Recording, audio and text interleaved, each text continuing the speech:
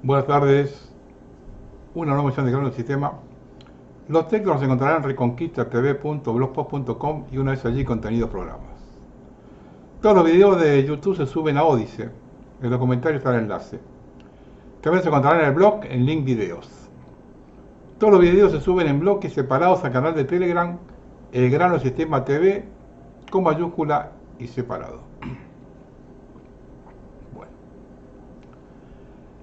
Cuando trato de analizar la insólita realidad argentina, llego a tres conclusiones.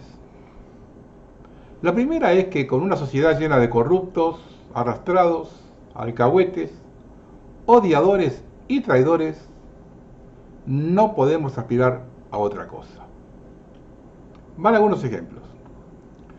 El 5 de octubre pasado se cumplieron 50 años del intento de copamiento del Regimiento 29 de Formosa. Victoria Villarroel, que asistía cada año al homenaje, se disponía a hablar cuando se encontró con un uniformado que se lo impedía. Antes de subir al estrado, advirtió con firmeza: yo voy a hablar igual, aunque sea a los gritos. Vengo a este homenaje hace muchos años. Frente a la vista de Infran y de la plana militar, exigió al jefe del regimiento que revelara la autoría de la orden de bloquear su discurso. La respuesta vino del propio teniente general Carlos Presti, entonces jefe de Estado Mayor Conjunto, quien transmitió que era una instrucción del presidente. La tensión escaló hasta volverse un duelo verbal sin precedente. Usted es un subordinado mío, no me quiere dar órdenes, retírese, lo increpó Villarroel. Y habló igual. Aunque no logró hacer cumplir el mandato presidencial, Presti mostró algo que en Balcarce 50 vale más que cualquier victoria táctica: lealtad absoluta. Este gesto le sumó millas, lo posicionó como el preferido del presidente y ganó el terreno para su desembarco en defensa. Cargo ocuparía apenas 50 días después. Otro. Los gobernadores se están arreglando con el gobierno, debilitando los bloques opositores en el Congreso. ¿Por cuánto se están vendiendo? Lo que está pasando hoy con las coimas en el Congreso hace que el Abanelco en la época de la Rúa sea un cuento de niños. El aumento de recursos que Milei está enviando al servicio de inteligencia es para eso. Una verdadera vergüenza a la vista de todos. Siempre comento la vergüenza que el embajador inglés estaba presente en todas las reuniones de gabinete de Mitre. Pues hoy, el embajador de Estados Unidos, Lamelas, además de visitar continuamente a los gobernadores, tiene más reuniones con los ministros que el propio jefe de gabinete. Muchos empleados que están quedando sin trabajo ante el cierre de las fábricas se quejan diciendo que lo votaron a Milei. Les hago dos preguntas. Cuando Milei hablaba del ajuste de liquidar el Estado, no les importaba si los que quedaban sin trabajo eran los estatales, ¿no? A los que tratábamos de explicarle el rumbo que iba a tomar nos gritaban: cállense, cucas. ¿Se acuerdan? Ahora bancársela, muchacho. Esto vale el comentario de la segunda conclusión. Siempre se vota en contra de alguien. En este caso ya sea contra Cristina o Milei. El voto negativo influye más que el positivo. Esta segunda conclusión, más que ideológica, es racista y clasista. Lo bancamos con tal que no vuelvan los cucas. Es muy común en la gente del campo. Les pregunto, ¿saben qué dicen cuando los agricultores norteamericanos se quejaron por el salvataje a Argentina? Que son sus competidores, les dijo: quédense tranquilos que yo voy a fundir a los que compiten con ustedes. Textual, ¿eh? Y ordenó restituir las retenciones y sostener el dólar bajo. Así que, muchachos, prepárense para vender la tierra por 2 mangos cuando les llegue el agua al cuello, y no por la inundación. La tercera es que observando que el gobierno continuamente redobla la apuesta sancionando todo contra la gente. Tiene los sueldos congelados, pero las tarifas no paran de aumentar. Cierran 30 empresas por día dejando el tendal de despedidos. Quiso hacer una reforma laboral que es el estatuto de la esclavitud. Aumenta la informalidad hasta el punto que ha aumentado casi un 50% los que trabajan entregando pedidos, teniendo que pedalear 12 o 14 horas por día, haciéndose cargo de todos los gastos para no llegar al $1.000.000 mensuales. Bruto, ¿eh? Y sin ningún tipo de ley que los proteja. No hay vacaciones, ni franco, ni enfermedad o accidente. No pedalea, no cobra. Los vasallos del medioevo tenían más derechos. Y como son tan mal paridos, ahora le quieren sacar el monotributo para pasarlos a la informalidad completa. Este tipo de políticas aplicadas por el gobierno tiene un solo objetivo: tensar tanto la cuerda para provocar un estallido social. Observen cómo están tensando las cosas en la provincia de Buenos Aires, reteniendo fondos que le pertenecen, ya son $9.000 millones, y bloqueando en la legislatura el acceso a créditos internacionales. Lo cual cuenta con el aval, la complicidad de otros miembros del mismo partido justicialista, algunos kirchneristas y otros de Massa. Todos responden a la misma agenda. Todos aplican el manual polarizador. Si lograron que tu ideología se vuelva tu identidad, caíste en la trampa de los políticos. Puedes tener ideas nobles y querer lo mejor para el país. Del otro lado, piensan lo mismo. Se hizo una encuesta. Mostraron a diversos grupos frases genéricas como: sin pasión no tienes energía, sin energía no tienes nada. Cuando no se nombraba el autor de la frase era aplicada, aceptada esa frase. Pero si se le atribuía a un político libertario o peronista, el nivel de acuerdo cambiaba según la ideología de la persona. La misma frase aceptada o rechazada solo por el bando de quien la afirmaba. La polarización anula el pensamiento crítico. Si se cae en esa trampa, ya no se evalúan las ideas. Se apoya todo lo que dice fulano y se rechaza todo lo que venga de mengano. Por eso es tan habitual que las promesas de campaña se rompan. Porque saben que no importa lo que digan, lo van a apoyar. Cuando esto pasa, el adversario político deja de ser alguien con quien construir un acuerdo parcial y se vuelve un enemigo acérrimo. Los polarizados de izquierda y de derecha se parecen más entre sí que los moderados de su propio espacio. Comparten la misma arquitectura emocional. Identidad fusionada con ideología, obediencia al líder, desprecio por el contrario, alergia visceral al gris. Todo es blanco o negro. Y a partir del estallido se vino una gran represión, convirtiendo a los que protestan como los chivos expiatorios. Se los cataloga comunistas, terroristas, aunque estén hambrientos.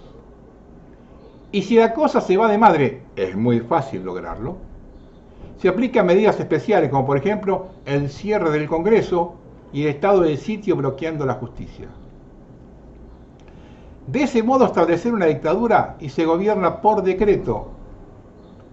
Y todo por un tipo que lo votó el 30%. Los peregrinos son los genios del engaño. Esta degradación del Congreso en la jura de los nuevos legisladores está generada para destruir las instituciones. Cuando se tome la determinación de cerrarlo, se hará sobre este Parlamento decadente. Lo mismo pasa con la justicia.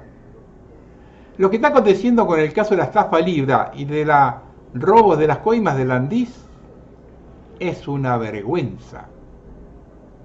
Cuando se decida establecer una tiranía con este tipo de instituciones, es mucho más fácil y potable para la población. Avalando todo esto, me ha llegado un informe del Servicio de Inteligencia de la Policía. No voy a decir cuál de las tres que operan en el AMBA, por una cuestión de seguridad propia, donde evalúan el posible estallido. La segunda parte, que no voy a leer, explica los procedimientos posteriores al estallido y las medidas que van a tomar. Esas medidas y todo eso es un procedimiento militar que avala lo que sostengo más arriba, que está todo programado para instalar una dictadura. Veamos el informe, reitero, oficial. Informe clasificado nivel rojo, fecha 2026, asunto riesgo sistémico nacional, evaluación integral. Punto 1, situación general. Las variables del sistema han superado los umbrales conocidos. La crisis ya no es un evento, es una atmósfera. Extracto del análisis Sigma 12. Los analistas concluyen que Argentina atraviesa en 2026 el periodo de mayor fragilidad sociopolítica desde 2001, pero con un elemento nuevo y más peligroso. El deterioro es simultáneamente económico, emocional y estructural. A diferencia de las crisis anteriores, esta no tiene centro, no es un incendio, es combustión espontánea en toda la estructura. Estoy leyendo textual el informe. 2. Evaluación del comportamiento social, protocolo ARES. El humor social presenta nivel de frustración crítico, nivel de fatiga emocional crítico, nivel de obediencia civil volátil, nivel de agresividad latente ascendente. Conclusión. La población ha ingresado en la fase denominada desesperación racional, la etapa en que la sociedad acepta que la crisis se perpetúa y comienza a actuar de forma imprevisible. El peligro no está en la protesta organizada, el peligro está en lo espontáneo. 3. Análisis político, pérdida de control del ecosistema, protocolo Andrómeda. Los servicios de inteligencia describen el mapa político 2026 como una configuración fracturada, sin capacidad de absorción de tensiones. El Ejecutivo se mantiene firme en su narrativa y en sus políticas de shock. La oposición carece de cohesión, liderazgo y estrategia. Los gobernadores actúan en modo supervivencia provincial. Los sindicatos se encuentran al borde del estallido interno. Las organizaciones sociales han perdido control sobre sus propias bases. Riesgo sistémico. Varios sectores políticos en simultáneo creen que pueden perderlo todo. Ese es el detonante más inestable. 4. Escenario de calle. Protocolo Minotauro. Las fuerzas de seguridad reportan concentraciones crecientes, movimientos espontáneos, agresividad social nunca vista, agotamiento operativo, fallas en la cadena de mando por saturación emocional. Advertencia de alto nivel. Si se combinan una mala orden, un mal día económico y un clima caldeado, el país entra en una espiral autónoma.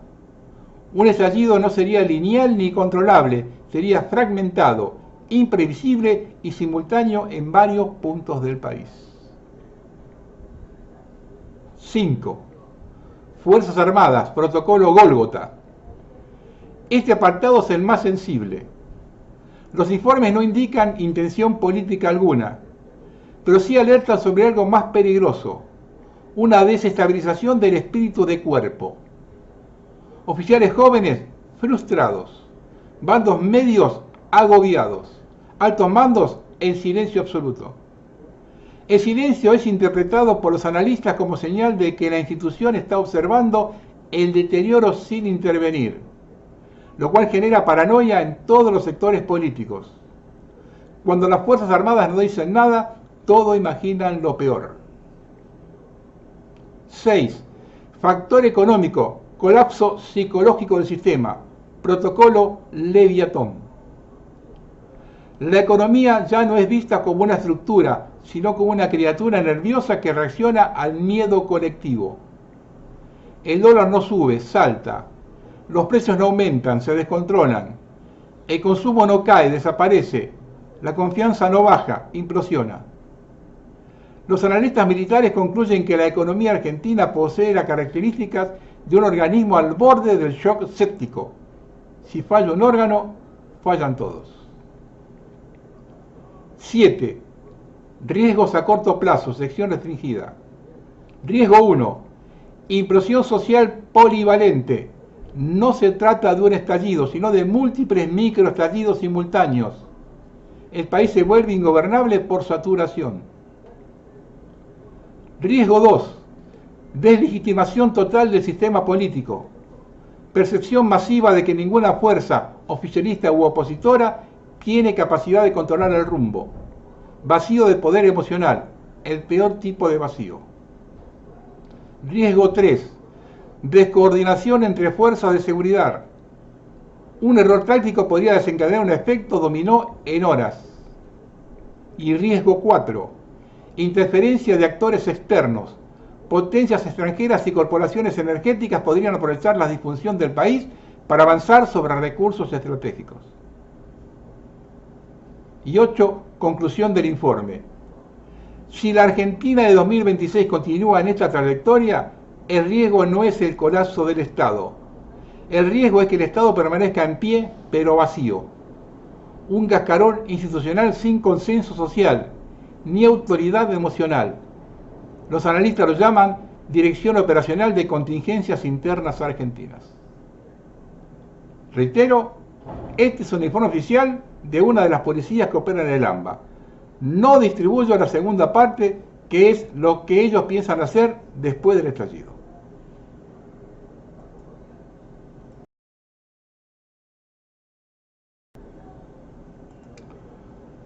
El gobierno reivindica una etapa histórica y una escuela de pensamiento económico. Sostiene en forma metódica un relato de futuro que requiere un análisis cuidadoso.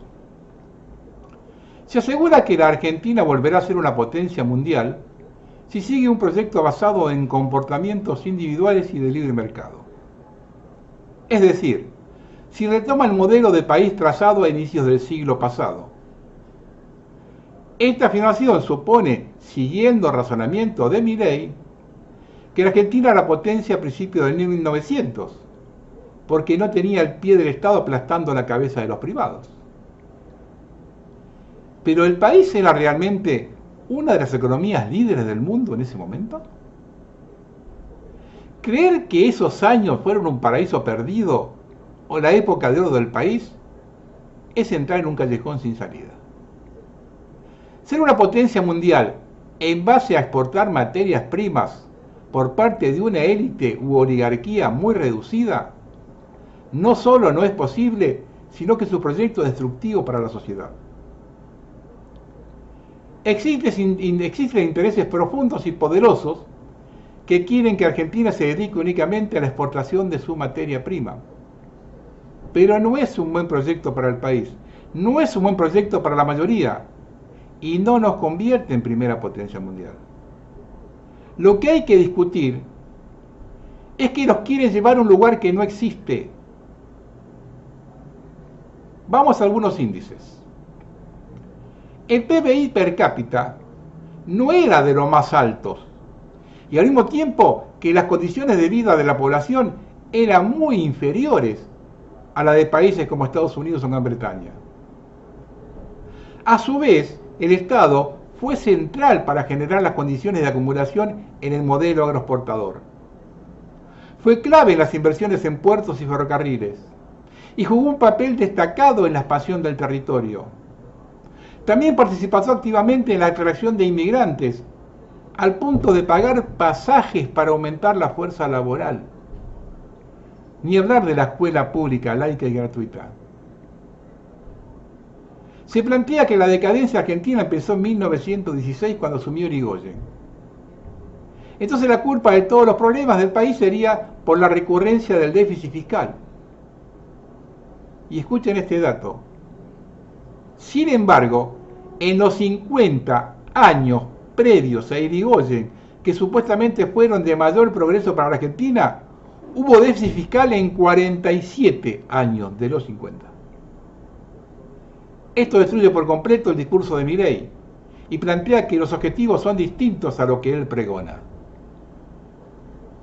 Si seguimos buscando en la historia, observamos que hasta el día de hoy la oligarquía sigue manejando el país. De hecho, los votos que tuvo Milei en gran parte provienen de allí.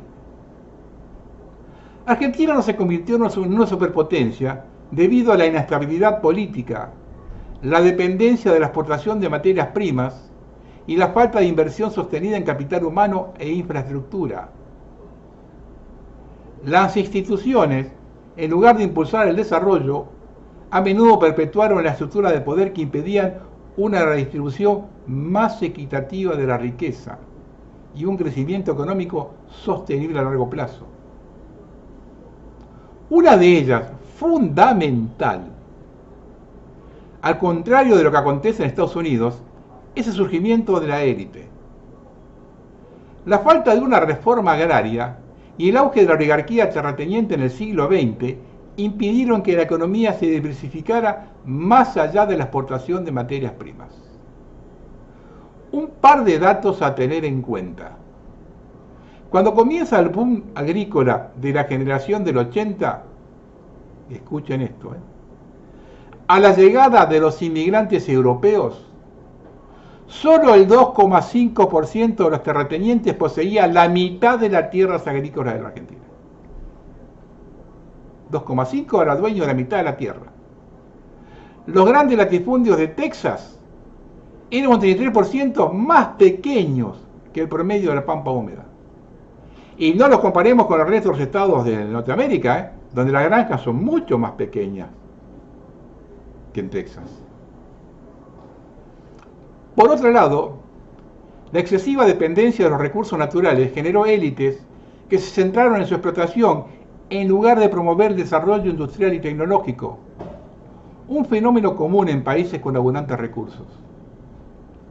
La falta de políticas a largo plazo y la instabilidad institucional promovida por esas élites, cuando gobiernos más populares afectaban sus intereses, generaron desconfianza y desalentaron la inversión extranjera y nacional a largo plazo.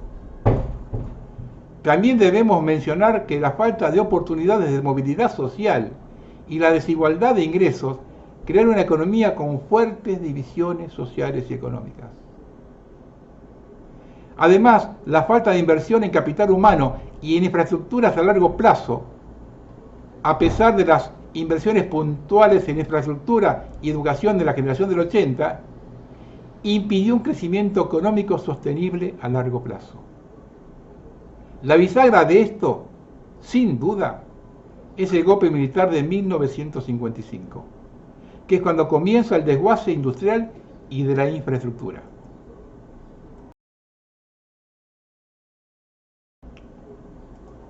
Varias veces se ha hablado que nuestro país tiene dos cuentas pendientes. Una externa con Inglaterra, por todo lo acontecido en la forestal. La segunda, que también está relacionada con lo anterior, es el abandono y el trato a las comunidades aborígenes del noreste.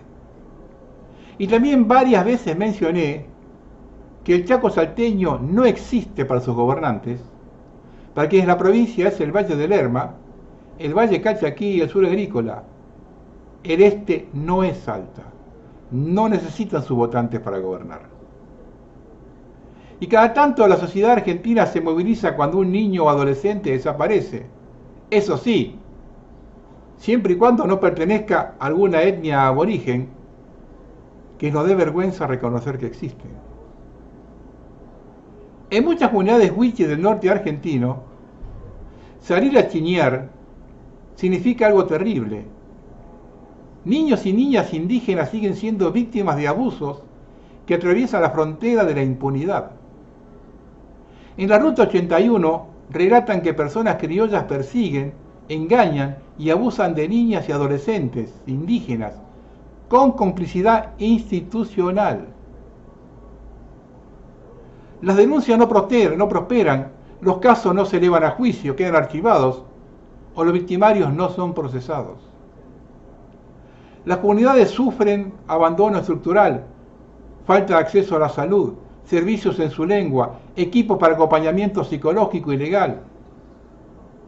Las niñas y adolescentes wichis siguen desapareciendo o apareciendo tiradas a la orilla de la carretera en el monte. Hay un video que no puedo mostrar por los derechos de autor, donde una niña es violada dentro de un patrullero. Fueron explotados siempre por los terratenientes de turno y reprimidos por los gobiernos provinciales y nacionales. Recuerden que el bautismo de fuego de la Fuerza Aérea Argentina, mal que les pese, fue el 10 de octubre de 1947 en la masacre de Rincón Bomba. A los aborígenes Piragá, ametrallados desde este avión que despegó del Palomar, fue artillado en Rosario y mató cerca de 400 personas cerca de las Lomitas en Formosa.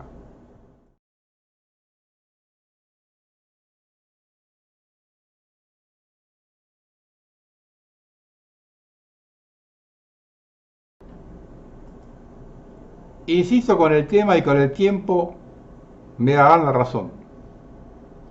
En Mendoza se está librando una batalla crucial. Escándalo. Censuran el CONICET en plena disputa por la mega minería en Mendoza. En medio del debate legislativo para aprobar 4 proyectos mineros en Mendoza, se produjo un hecho que encendió alarmas en el ámbito científico y social.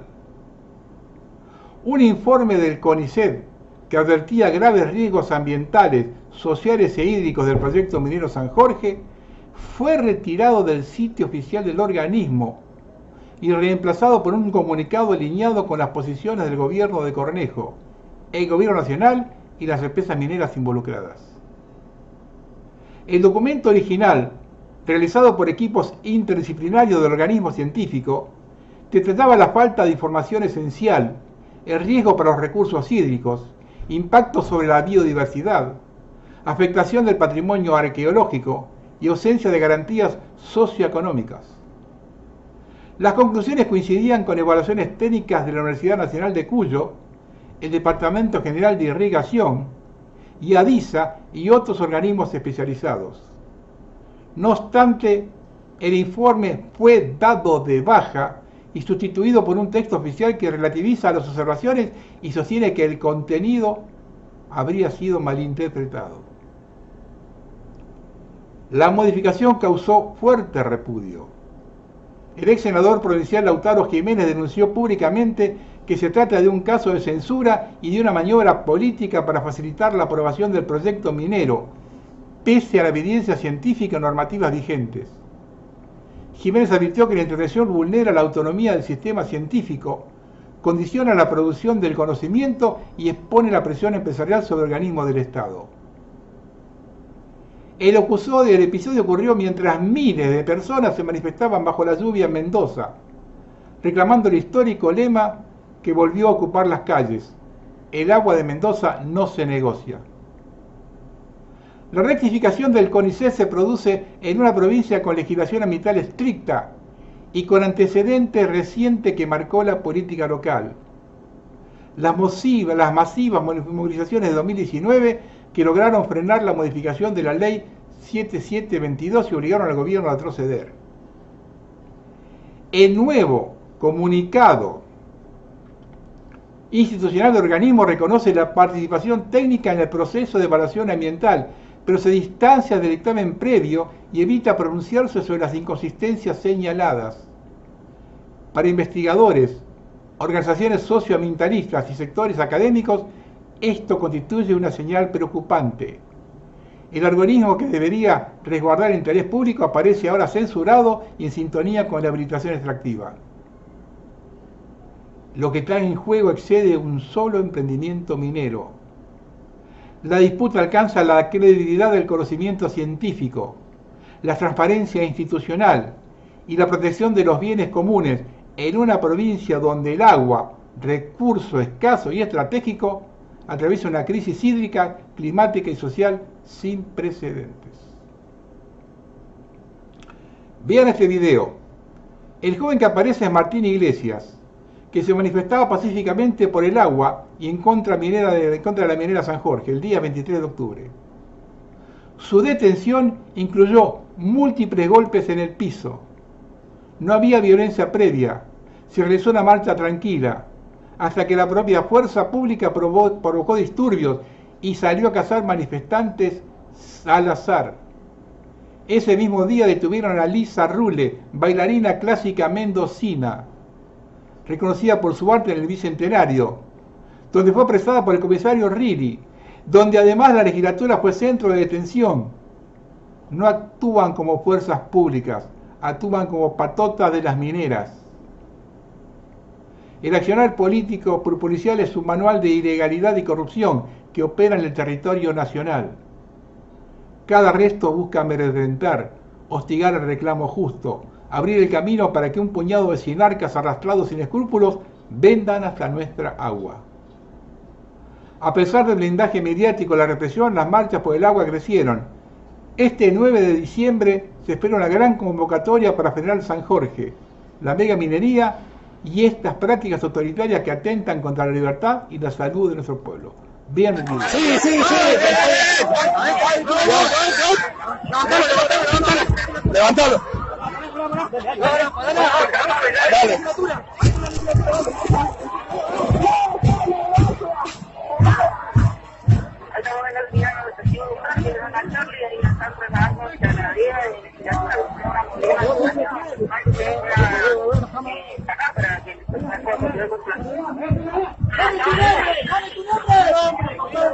Martín Iglesias. ¿Cómo? Martín Iglesias. Abrí. El chupapija.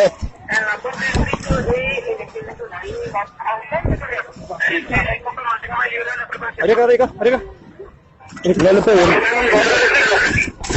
Abrí.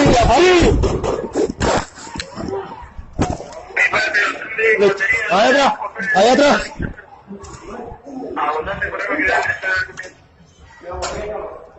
Sácalo por allá. ¡Ay, hijo de puta!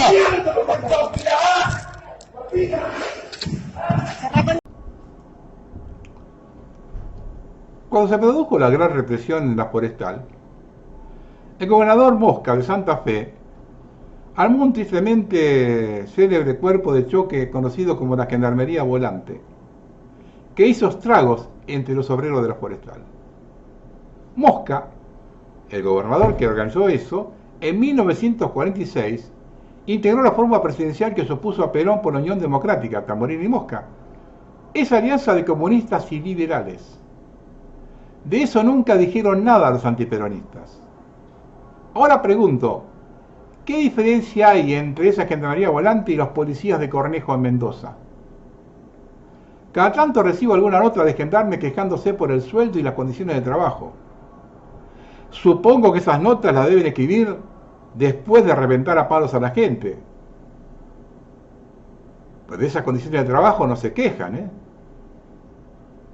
Pero como un preanuncio de lo que viene, hubo un nuevo derrame de mercurio a la mina El Veladero en San Juan.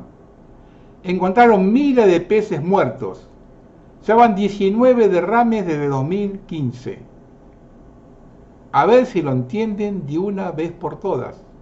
Vienen por todo y no les importa absolutamente nada, menos las formas. Esto sale sí o sí.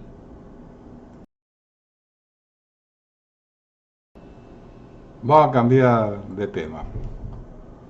No son pocos los que piensan que cuando hablamos de la influencia de la masonería es tema del pasado. Vea este video de Trump con un funcionario japonés. Le saco el sonido porque le coloca música de fondo y con el tema de derechos de autor me están complicando.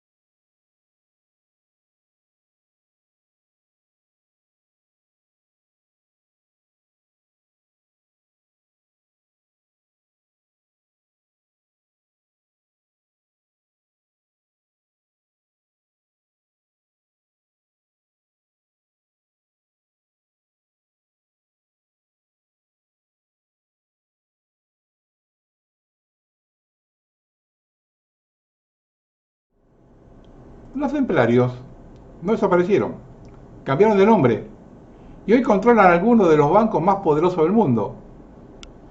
Esto no es una teoría, es historia documentada. En 1119, caballeros fundaron la Orden del Templo en Jerusalén. Oficialmente su misión era proteger a los peregrinos. En realidad, se convirtieron en la primera red financiera internacional. Inventaron la letra de cambio. Los viajeros podían depositar oro en París y retirarlo en Tierra Santa. En menos de un siglo, los templarios controlaban castillos, puertos, flotas mercantes y minas de plata. Su riqueza superaba la de muchos reinos, y eso los condenó. El 13 de octubre de 1307, el rey Felipe IV de Francia, endeudado con ellos hasta el cuello, ordenó arrestar a todos los templarios del país. Los acusó de herejía, sodomía y adoración al demonio Bahomet. Miles fueron torturados y su líder, Jacques de Molay, fue quemado vivo frente a Notre Dame en 1314. Mientras moría echó una maldición.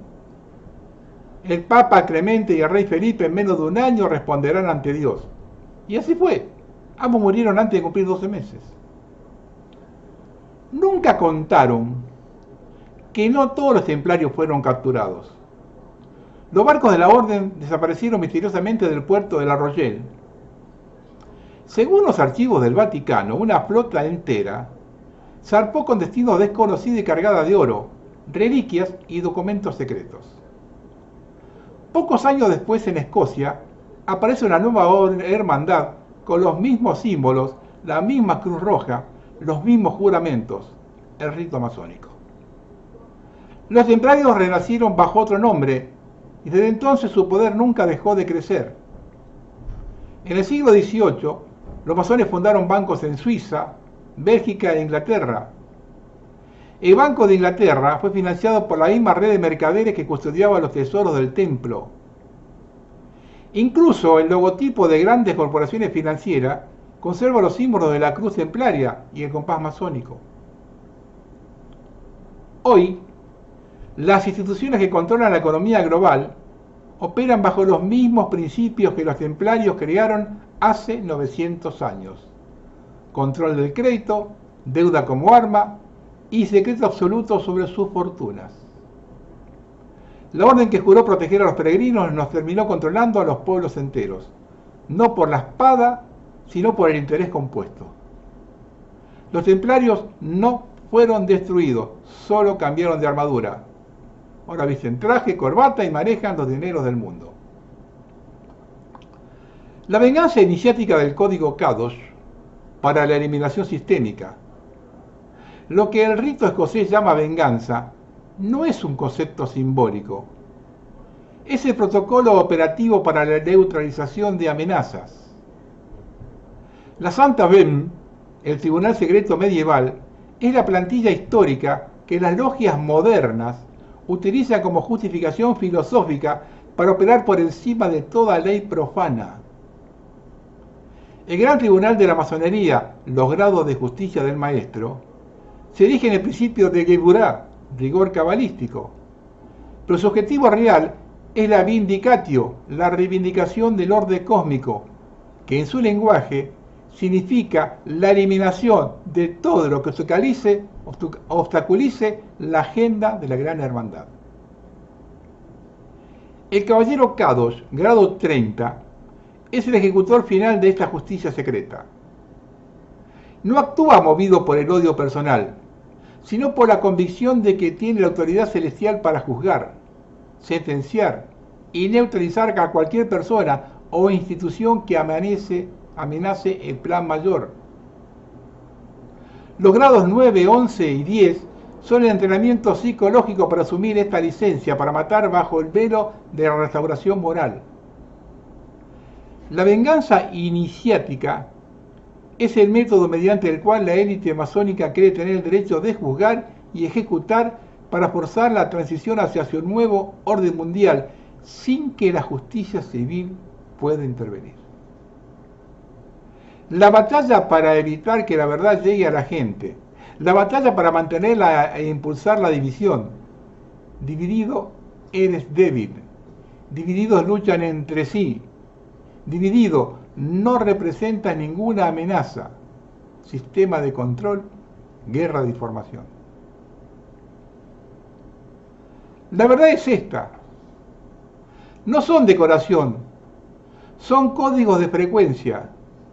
La élite global mantiene el control porque el 99% de la población es simbólicamente analfabeta.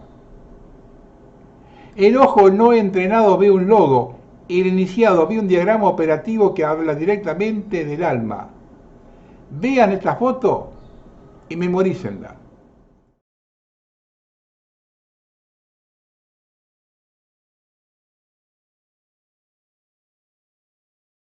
El círculo, la serpiente, la cruz, el laberinto. Estos no son arquetipos, son tecnologías espirituales que alteran la percepción y abren portales. La élite inunda la arquitectura, la publicidad y el dinero con estos símbolos. El ojo en el triángulo, la serpiente, Ouroboros, pero a menudo invierten su polaridad para transmitir mensajes de miedo, consumo y limitación, burlando la mente lógica.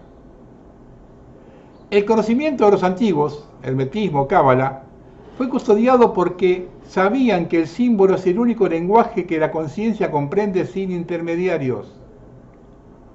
La verdadera amenaza para el sistema es el individuo que aprende a decodificar, porque en ese momento su intuición se convierte en su propia escritura, haciendo inútil a cualquier sacerdote, gurú o doctrina controladora. En Argentina tenemos mucha presencia masónica en las ciudades. En Buenos Aires, lo he dicho varias veces, pero la audiencia se renueva. La señal más importante es que el triángulo formado por los tres centros de poder nacional, la Casa Rosada, el Congreso y el Palacio de Tribunales, la bisectriz de ese triángulo es la sede de la masonería en Perón 1242. Hay varios más. El otro importante es el obelisco, monumento masónico por excelencia. Se construyó sobre la demolición de la iglesia San Nicolás, que fue donde por primera vez se izó la bandera nacional. Tiene una escalera con 206 escalones, que es la misma cantidad de huesos que posee el ser humano. Es decir, nos metieron un muerto en el centro de la ciudad, entre la Casa de Gobierno y tribunales. Nos han dicho que los obeliscos son monumentos conmemorativos. No es decoración urbana, es magia sexual ritual. El obelisco es el falo, el principio masculino, activo, el rayo de sol, Baal Osiris. El círculo o la plaza donde se asienta es el útero, el principio femenino receptivo, la tierra Isis. Colocar el obelisco en el centro del círculo no es arquitectura, es la simulación del acto sexual congelado en piedra. El propósito es un ritual de fertilidad y dominación. Están inseminando energéticamente la tierra en ese punto geográfico específico para manifestar su agenda. Están marcando el territorio como propiedad de sus dioses. Mira los tres centros de poder del mundo. El Vaticano, poder religioso. Un obelisco egipcio en el centro de la Plaza San Pedro, el círculo. Washington DC, poder militar. El monumento a Washington, el obelisco más alto. Frente a la cúpula del Capitolio, el útero. La City de Londres, el poder financiero, el obelisco de Cleopatra. No están honrando a los muertos, están invocando la energía de Baal para mantener su sistema de control vivo y reproduciéndose. Es el hechizo más antiguo y visible del planeta. Y la gente camina a su alrededor sin saber que están dentro de un templo pagano al aire libre. Otra ciudad, importante ciudad masónica, es Bahía Blanca, pero la más emblemática es La Plata. Vean un video institucional de la Gran Logia Argentina. También debo quitarle el sonido.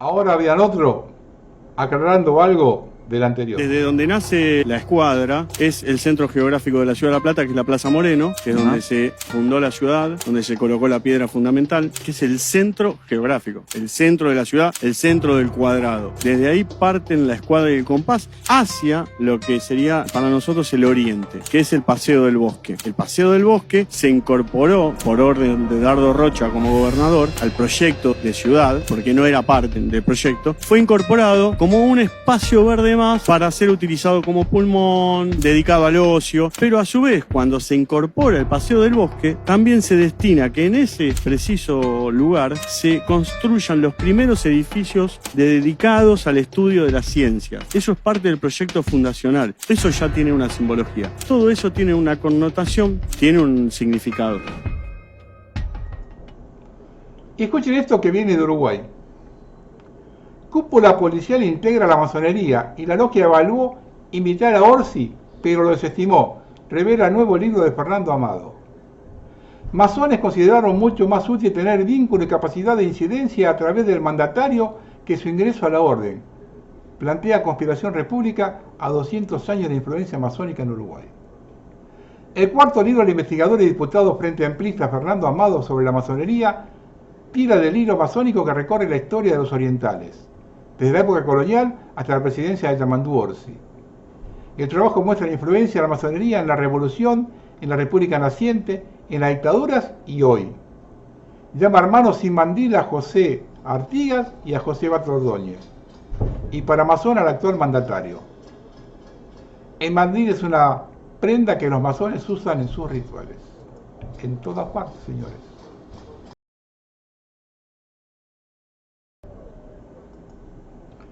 La imagen no es historia, es el manual operativo de la élite. El proyecto MKUltra nunca fue cerrado. Fue la fundación para el desarrollo de la guerra cognitiva moderna. Lo que ves no es tortura antigua, es el proceso de fragmentación psíquica utilizado para instalar nuevas identidades y convertir al humano en un activo programable. El verdadero secreto que expone el texto es la fusión de lo antiguo y lo nuevo, la combinación de prácticas ancestrales, magia, magnetismo, y la tecnología actual, nanorobots, frecuencias. El objetivo de las medicinas universales y la transmutación de metales es el control total de los niveles neurológicos, eléctrico y psicológico del cuerpo. Vean esta foto.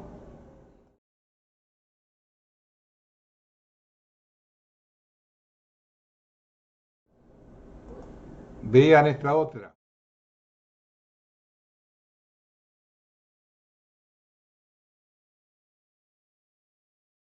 Los demonios que rodean la cabeza del sujeto no son espíritus, son implantes de baja frecuencia o egregores, amplificados que el sistema utiliza para generar el miedo, la rabia y la confusión. Interceptan tus pensamientos y cambian tu autopercepción, asegurándose de que seas un esclavo que se autocondena. El poder que temen es tu soberanía mental. La única defensa es la voluntad inquebrantable que el sistema no puede hackear. MKUltra fue un éxito y se implementó. Simplemente ya no se llama MKUltra, que era el nombre del programa en desarrollo. Debes descubrir orgánicamente la verdad. Ellos están mirando. Archiva todo sin conexión. Eso me lo dijeron a mí hace unos cuantos años.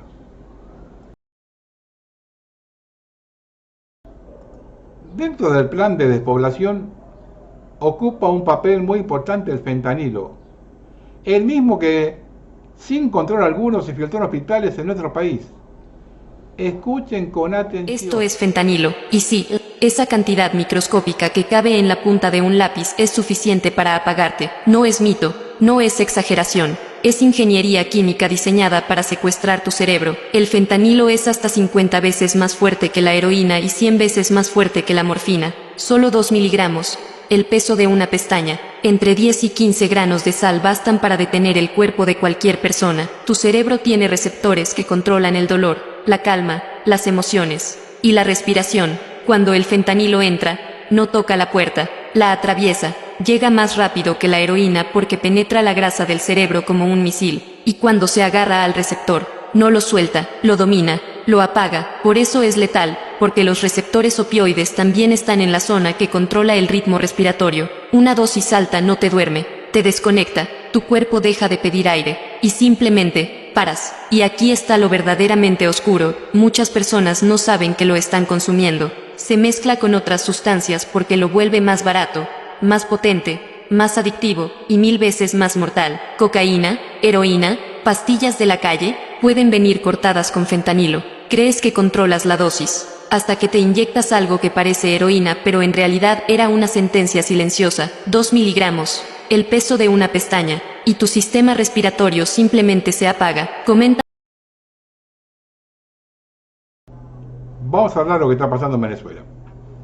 El representante permanente de Argentina ante la OEA, el señor Carlos Bernardo Cherniak, solicita oficialmente un mandato internacional para capturar a Nicolás Maduro Moros, el dictador venezolano y jefe del cartel de los soles. Acá se da una particularidad. El cartel de los soles no existe. Se comenzó a hablar de eso 3 años antes de la llegada de Chávez al poder.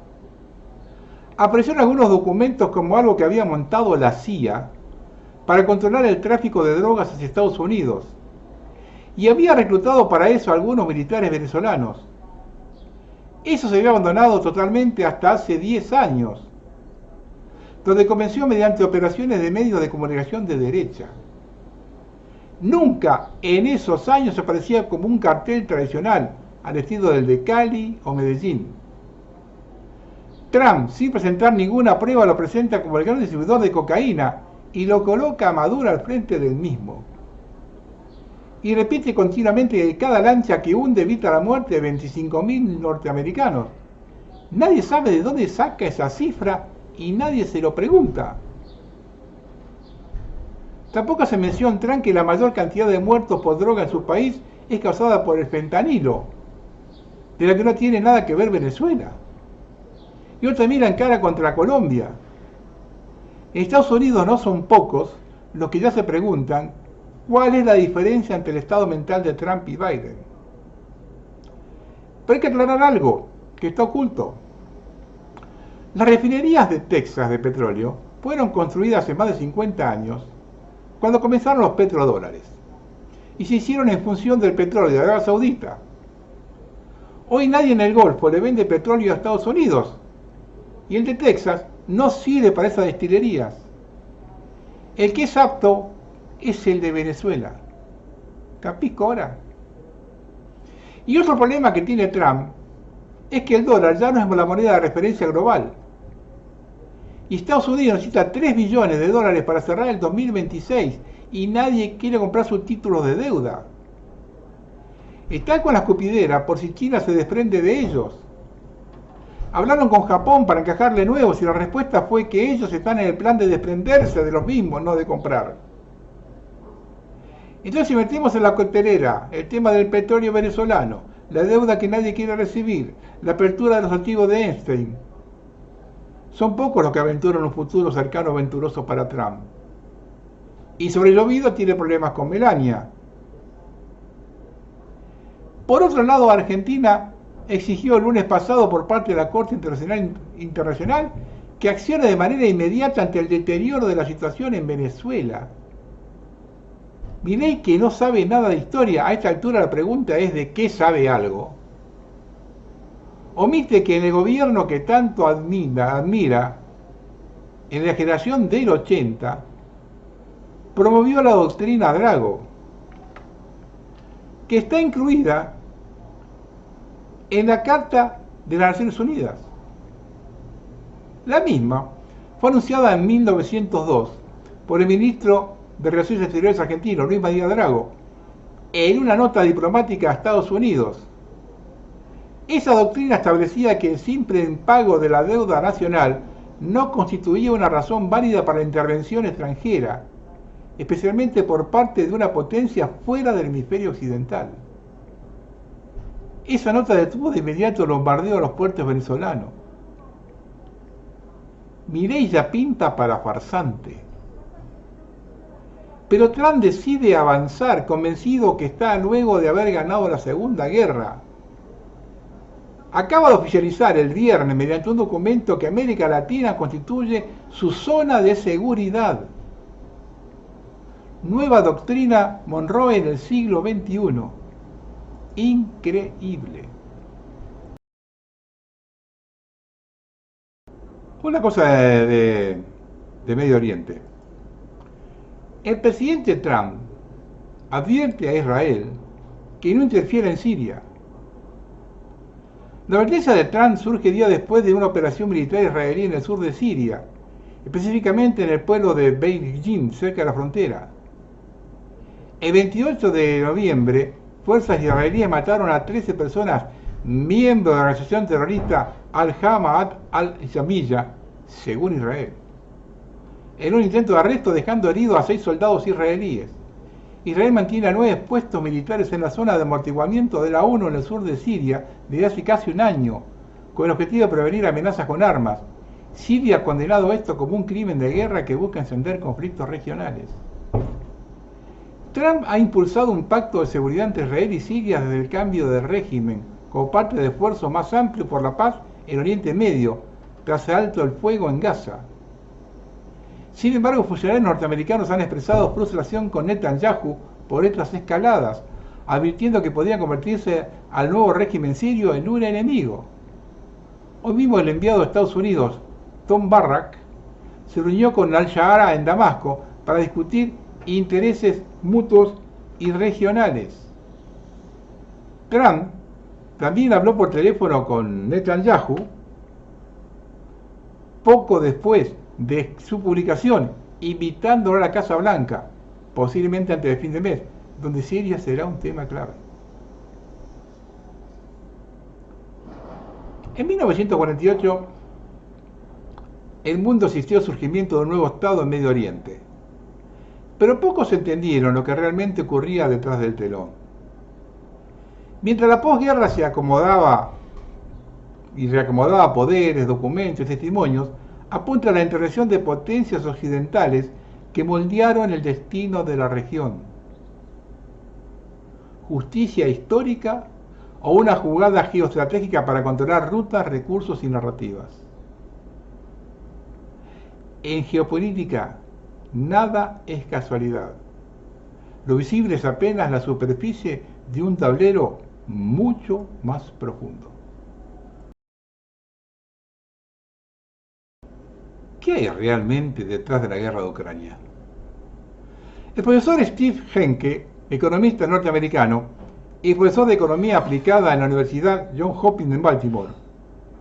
La cantidad total de dinero inyectado en Ucrania desde 2022 es de aproximadamente 360.000 millones de dólares. Estimo que la corrupción representa entre el 15 y el 30% total de la ayuda. Esto significa que entre 54.000 a 108.000 millones está beneficiando a los corruptos. ¿A dónde ha ido todo ese dinero de nuestros impuestos que se le ha dado a Zelensky?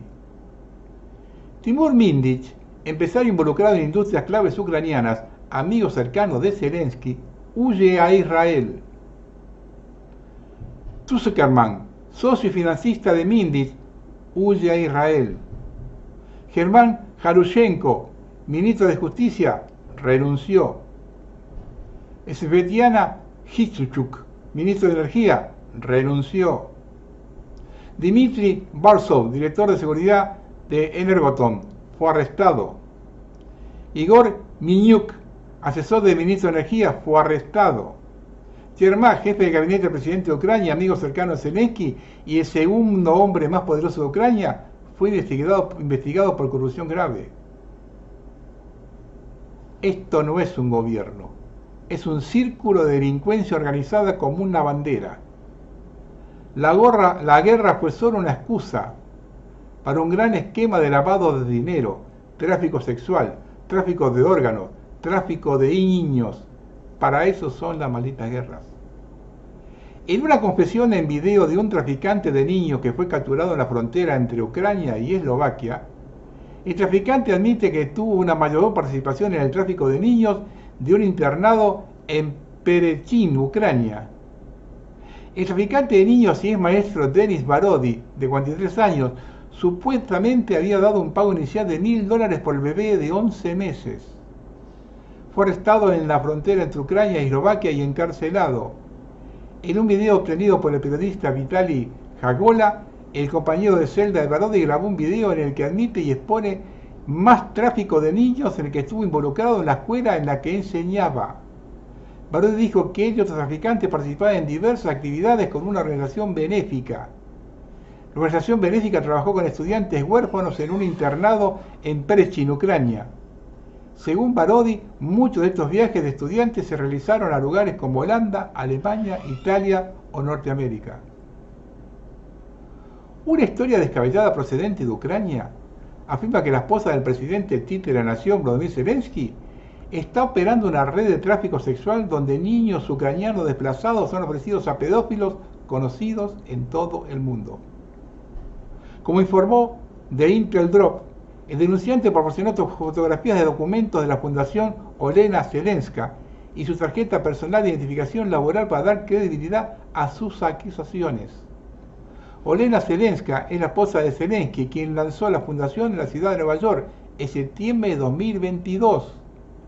Junto con la presunta traficante de personas Hillary Clinton, las celebridades Matt Damon, Jimmy Fallon y otros. Parece descabellada, pero no me extrañaría nada. Recuerden que en los textos están las fuentes.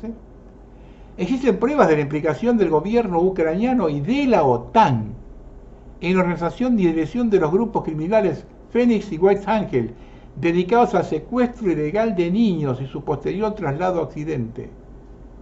Las formaciones paramilitares ucranianas engañaron a los padres amenazando a los disidentes con la confiscación de niños y participación en ejecuciones extrajudiciales. Según dos fuentes de la Fundación para Combatir la Injusticia en Ucrania, en marzo de 2022, Iván Bakanov, ex jefe del Servicio de Seguridad de Ucrania, autorizó tácitamente a la organización Fénix a llevar a cabo evacuaciones forzosas de niños de territorios cercanos a zonas de guerra y dio orden directa de tomar las medidas más duras posibles contra los ciudadanos que no estuvieran dispuestos a entregar voluntariamente a sus hijos durante las denominadas evacuaciones. Desde el inicio de la operación especial rusa, en febrero 22, han surgido informaciones preocupantes sobre el desarrollo del tráfico de órganos en Ucrania, al amparo de la guerra. Ucrania ya era un paraíso para el tráfico de armas, pero también para el tráfico de niños y de mujeres y de sus úteros. Los famosos miembros del personal no son en sentido estricto buenos médicos, ya que la organización informa que los médicos en Ucrania son a menudo ex miembros de las fuerzas especiales norteamericanas. El propio Epstein comenzó su carrera en los servicios de inteligencia norteamericanos en Medio Oriente.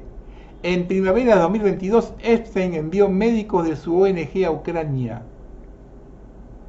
El médico menciona a otros dos colaboradores de alto rango en el proyecto de transporte de órganos. Se trata del general de división Timothy Hodgson del ejército británico, que dirige el comité Comet de la OTAN, y Tatiana Ostashenko, ex comandante de las fuerzas médicas del ejército ucraniano. Ana Yurkevna Kuznetsova es una política rusa que se desempeña como miembro y vicepresidenta de la Duma estatal desde 2021. Anteriormente fue comisionada de derechos de niños del presidente de la Federación Rusa entre 2016 y 2021. Dijo lo siguiente: nuestros combatientes, mientras liberaban Siertorich, encontraron documentos sobre la venta de niños en un orfanato. Y agregó que también se reveló la participación de empresas militares privadas británicas. Y uno de los pagadores fue la compañía Coca-Cola, agregó. Dado que se halla en la asociación de órganos en el mercado negro, la conclusión es repugnante. Por esto se están matando, sacando los europeos y aumentando presupuesto y comprando armas. Ahí tienen lo que está atrás de la guerra. Bueno, un desaparecido siglo maravilloso. Mandato mundial de vacunación en marcha. A pesar del creciente escepticismo público sobre las vacunas, la Comisión Europea está destinando importantes fondos para nuevas campañas de vacunación en todo el mundo. El canal de televisión independiente Uncut News emitió un comunicado al respecto, planteando varias preguntas. ¿Qué papel desempeña la alianza Gavi, OMS y Bill Gates en esta campaña de vacunación?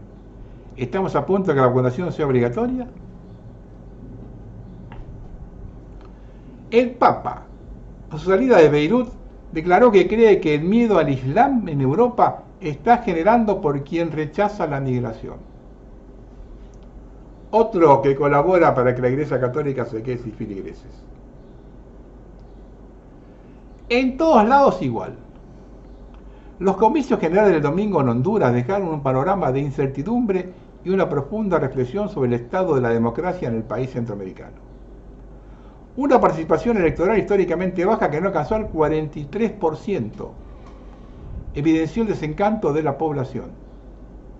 Este dato, más allá de lo técnico, es un reflejo de la desconfianza ciudadana hacia las instituciones y del fracaso de los actores políticos en motivar a la población. La última. 5 años no es nada. A esa edad los borregos ya son adultos. Cola en España para ponzoñarse. Ese es el motivo por el cual no joden tanto a los antivacunas. Sobran los borregos.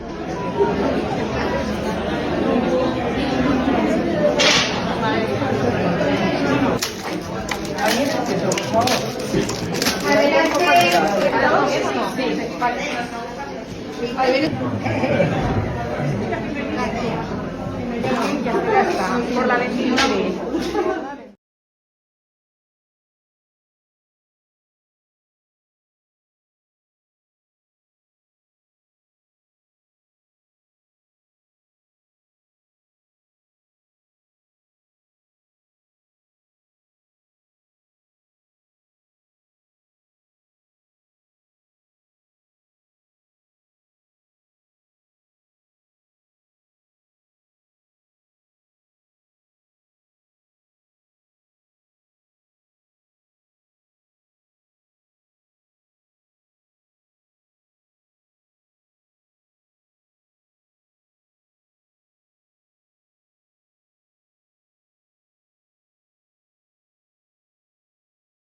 Bueno, vamos a terminar. El próximo 26 de diciembre convocan una nueva reunión ahí en Moreno, 1808, a las 19 horas. Yo no voy a participar, porque el pueblo argentino me venció. Arriesgarse publicando cosas como lo de la policía al comienzo y muchos otros informes, en especial lo subido a Ódice, a conciencia de lo que se viene con la represión cuando modifiquen el Código Penal, para que primero reunión vayan 24 personas y la segunda 20. Les agradezco a los que fueron, pero si no hay motivos es difícil motivarse. Si no hay incentivos es muy difícil motivarse. Llegaron los primeros F-6 y preparan un circo, ¿no? Nada dicen que fueron acondicionados en 2008 y esa reforma dura 20 años. Es decir, tiene una vida útil de 3 años. Pero como se entregan 4 por año, los del 2026 le quedan 2 años de vida útil y los del 2028 ya estarán vencidos. Ni hablar que están preparados para que no puedan competir contra Inglaterra, por ejemplo.